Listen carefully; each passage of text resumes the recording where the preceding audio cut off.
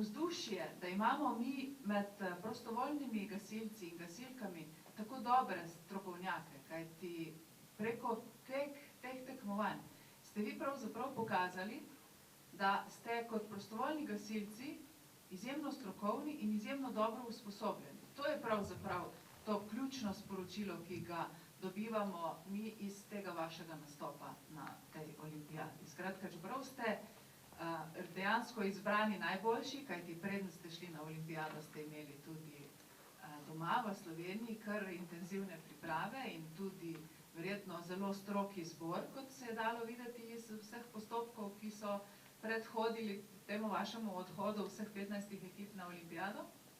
Torej, to pomeni, da imamo že postopke izbiranja take zelo strokovne in da dajo pozornost vsem tistim stvarem, ki jih je treba na taki olimpijadi pokazati. Ampak to, kar je treba pokazati na olimpijadi, je pravzaprav sestavni del vašega vsakdanjega dela in življenja. Zato vem, da je uspeh na olimpijadi pravzaprav tudi dokaz, da ste izjemno strokovni in požrtvovalni tudi pri vseh vaših gasilskih opravilih doma.